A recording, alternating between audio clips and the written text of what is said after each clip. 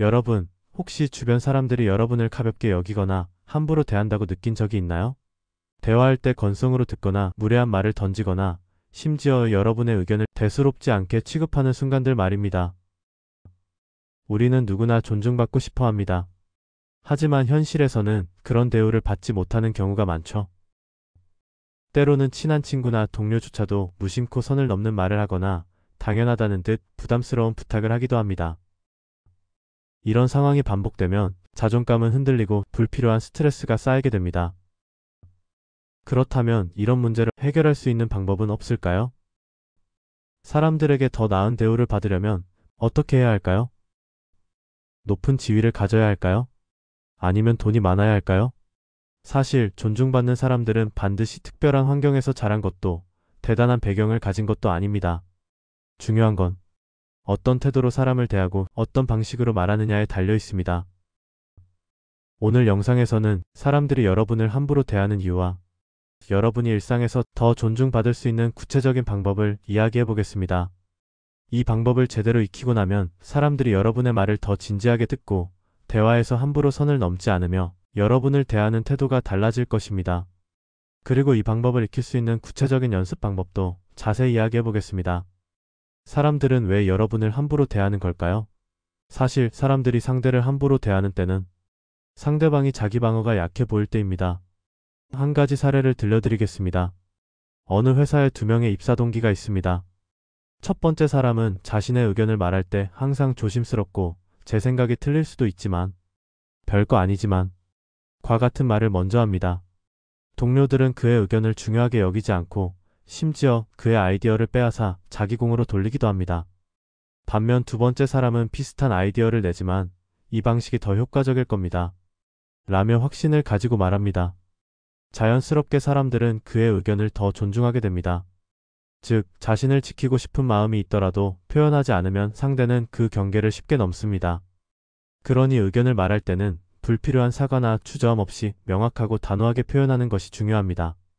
두 번째로 사람들이 함부로 대하는 때는 자신감 부족이 드러날 때입니다. 사실 타인이 우리를 대하는 방식은 우리가 풍기는 분위기와 깊이 연결되어 있습니다. 특히 자신감이 부족해 보이면 상대는 자연스럽게 우리를 만만하게 여기기 쉽습니다. 한 가지 사례를 들려드리겠습니다. 친구들 사이에서 늘 무시당하는 사람이 있습니다. 그는 친구들과 대화 중 늘 눈을 내리깔고 작은 목소리로 이야기합니다. 친구들은 그의 말을 쉽게 지나치거나 심지어 장난스럽게 무시합니다.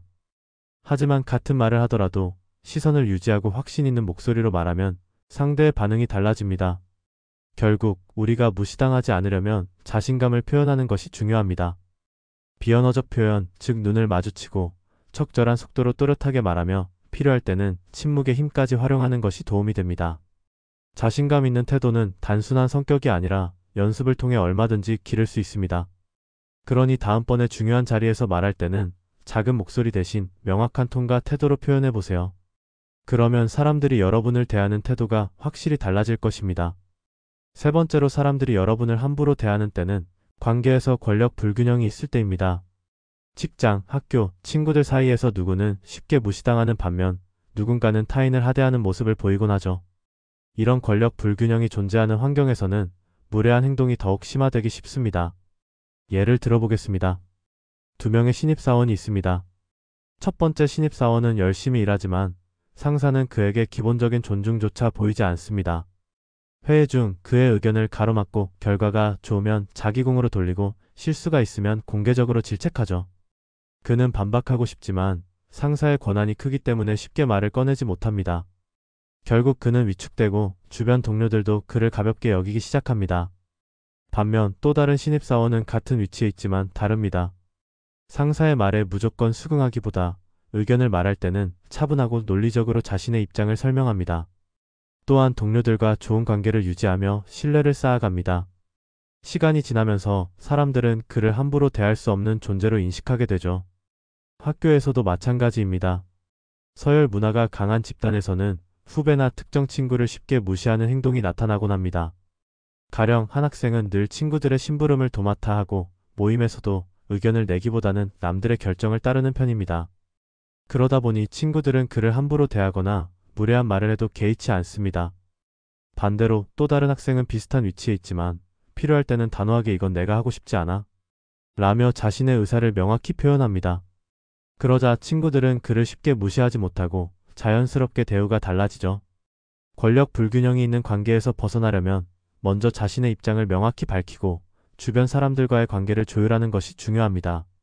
상대가 무례한 행동을 할 때 침묵하지 않고 정중하지만 단호하게 자신의 입장을 표현하는 것. 그것이 존중받는 관계를 만드는 첫걸음입니다. 지금까지 사람들이 여러분을 함부로 대하는 이유를 알아봤습니다. 첫째는 자기 방어가 약해 보일 때이고, 둘째는 자신감 부족이 드러날 때, 셋째는 관계에서 권력 불균형이 나타날 때입니다.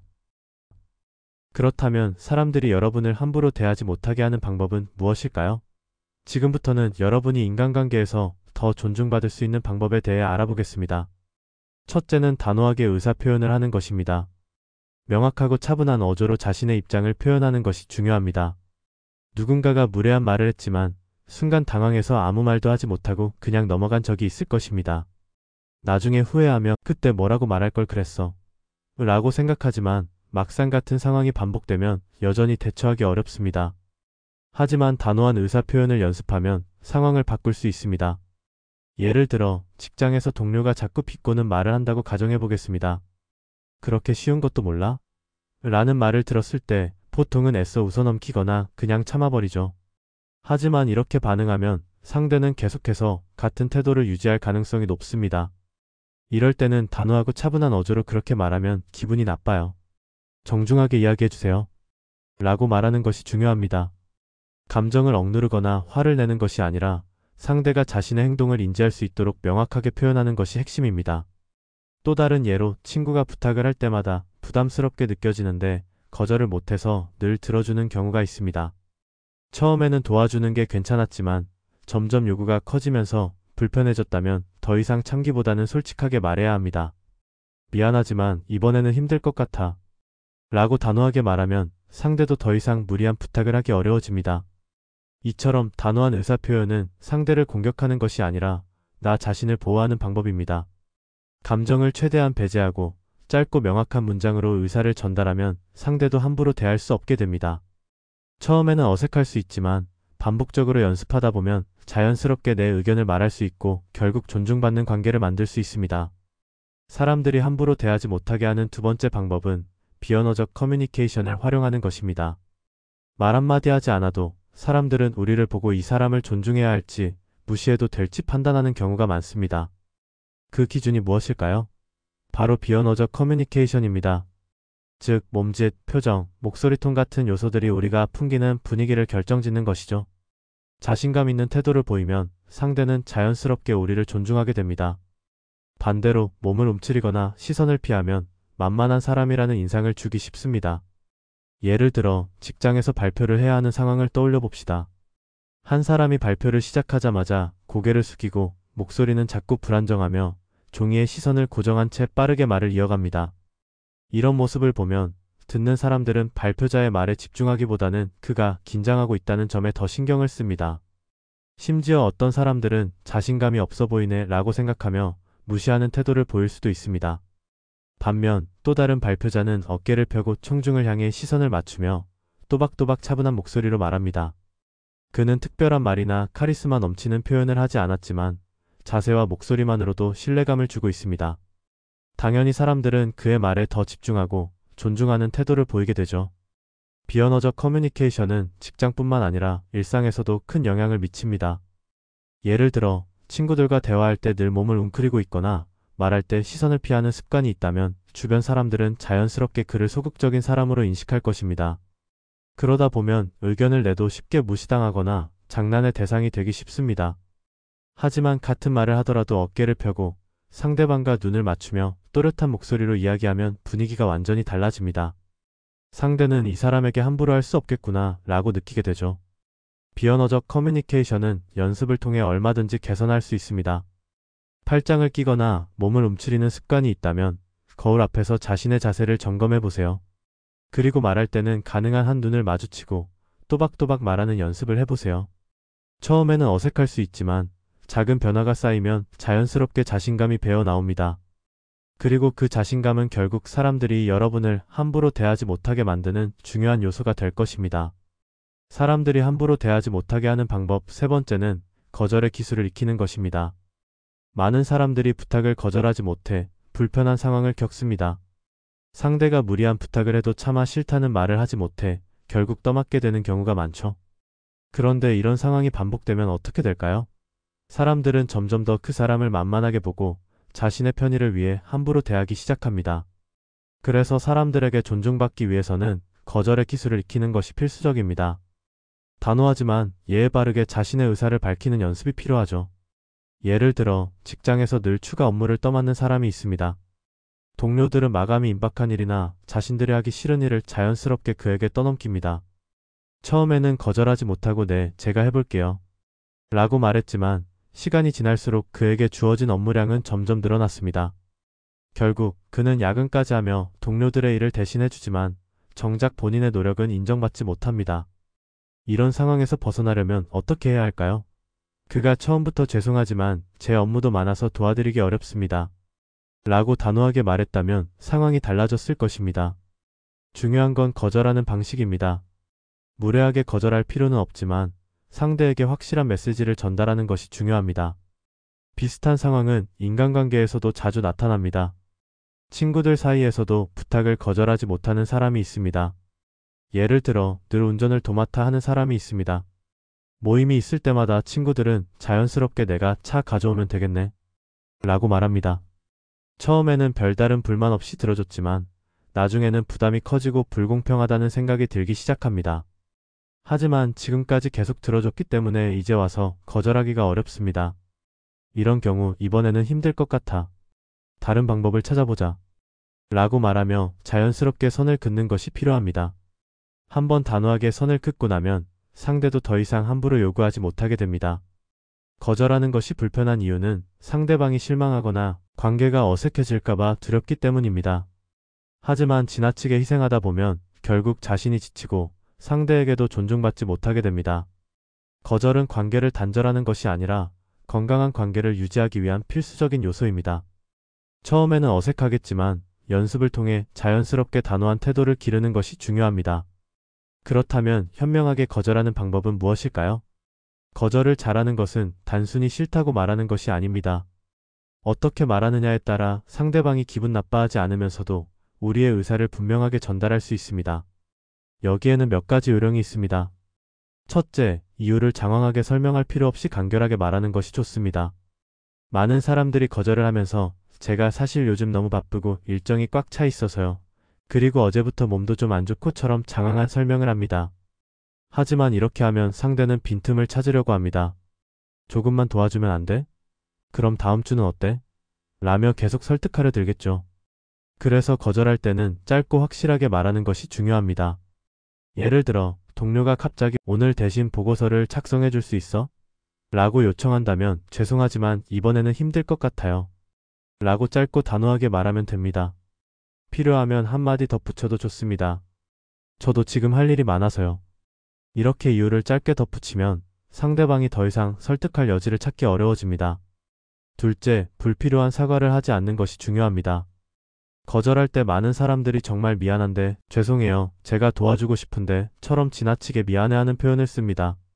하지만 이런 태도를 보이면 상대는 그럼 조금이라도 도와줄 수 있어? 라고 계속 부탁을 이어갑니다.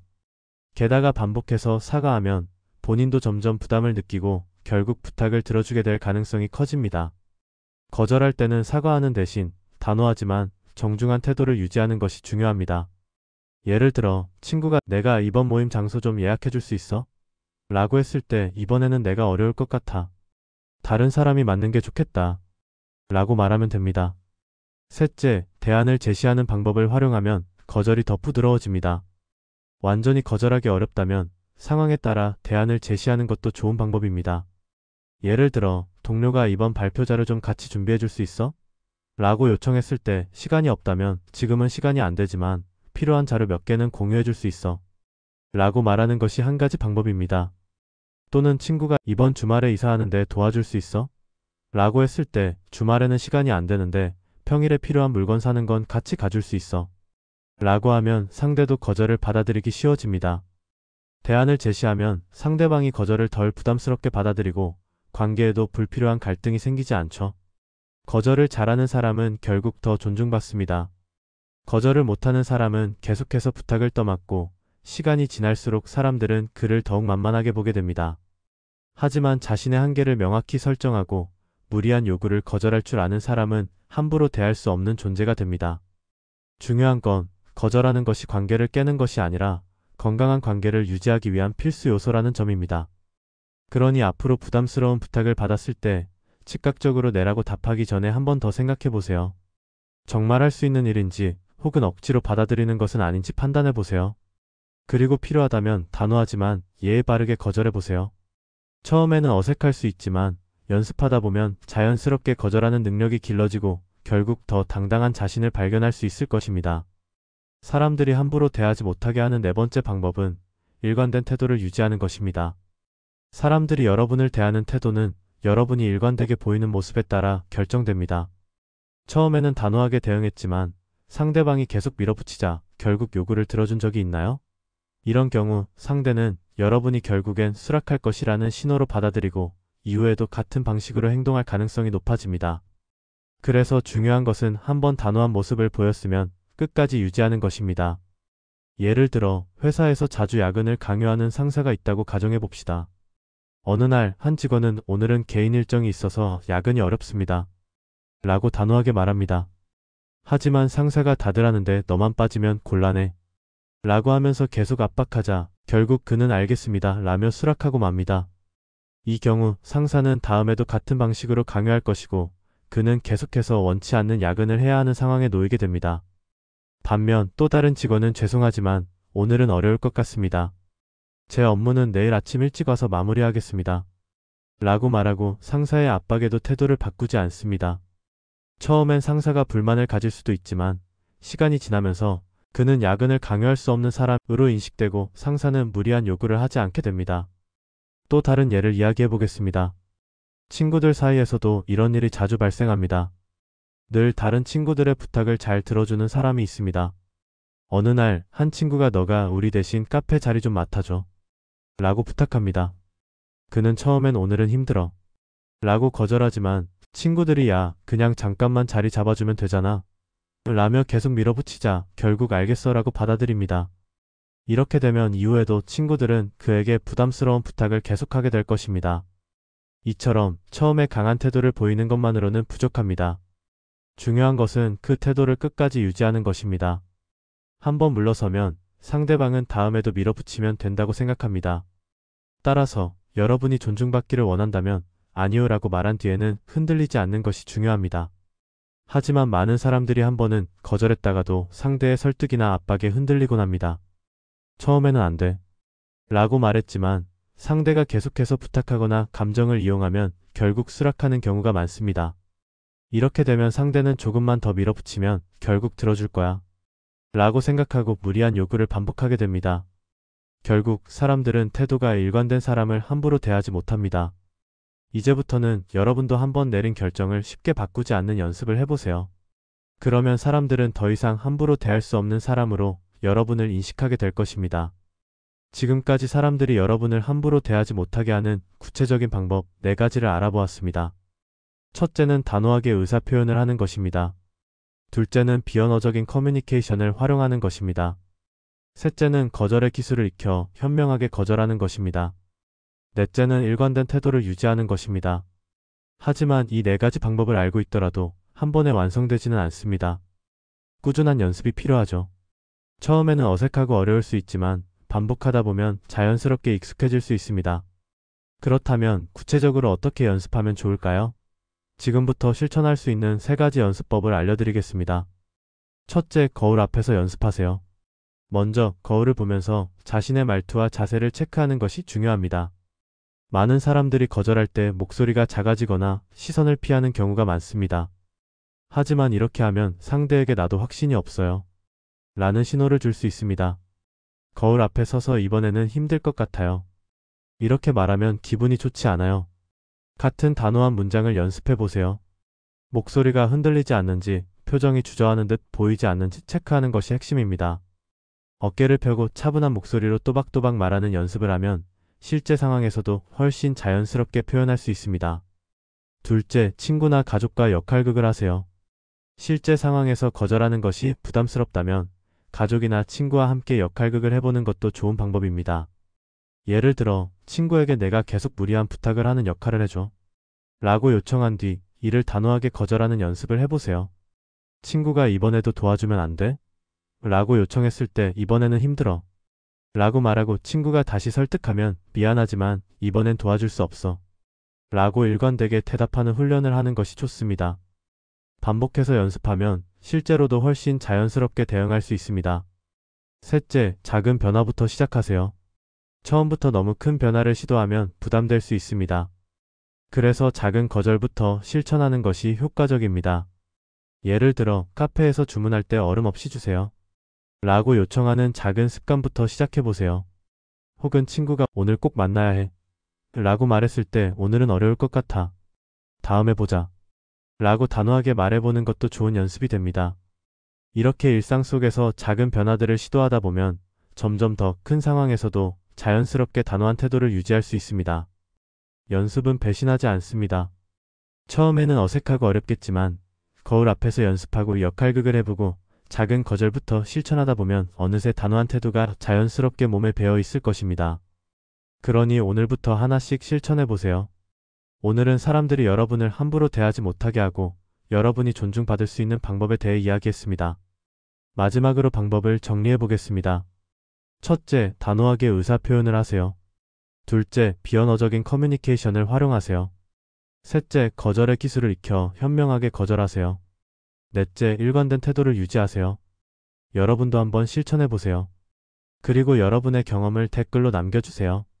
이렇게 하였을 때 어떤 변화가 있었는지 함께 이야기 나누면 좋겠습니다. 그리고 오늘 내용이 도움이 되었다면 좋아요와 구독도 부탁드립니다. 여러분의 작은 관심이 더 많은 사람들에게 이 메시지를 전하는 힘이 됩니다. 그럼 다음에 더 유익한 이야기로 다시 만나겠습니다. 감사합니다.